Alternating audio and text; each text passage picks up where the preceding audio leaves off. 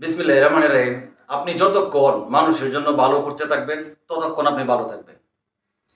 স্বার্থ যেখানে শেষ, আপনার বদনাম সেখান থেকেই শুরু।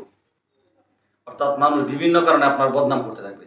আপনি যদি কেরিয়ারে অন্যদের চেয়ে অগ্রগতি থাকে, আপনার পিছনে বদনাম করতে থাকবে। আপনি যদি ব্যবসা বাণিজ্যে অন্যের চেয়ে উন্নতি করতে থাকেন, আপনার পিছনে বদনাম করতে থাকবে। এই বদনাম নিয়ে ৩টি গুরুত্বপূর্ণ কথা। ১ নাম্বার হচ্ছে, যে বন্ধু বসে বসে আপনার বদনাম শুনে কিন্তু আপনার এই বদনাম প্রতিবাদ করে না, সে আপনার প্রকৃত বন্ধু না। প্রকৃত বন্ধু বদনাম শুনে বসতে পারে না। ২ নাম্বার হচ্ছে, আপনার বদনামকারী আপনার জন্য নিয়ামত। সে আপনার গুনার ভার তার নিজের কাঁধে নিয়ে আপনার গুনার বোঝা হালকা করে দেয়। ৩ নাম্বার হচ্ছে, যে বদনাম করে আপনার, সে কখনো আপনার সমতুল্য হতে পারে না।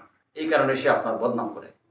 তাই বদনামকারী বদনাম করতেই থাকবে, তাকে তোয়াক্কা না করে আপনি আপনার কাজটা করে যান। আর বদনামকারী সবসময় অন্যের গুনার ভার তার নিজের কাঁধে নিয়ে মানুষের বদনাম করতে থাকে। হিংসার কারণে তার ভিতরে জ্বলে, এই কারণে মানুষের বদনাম করতে থাকে।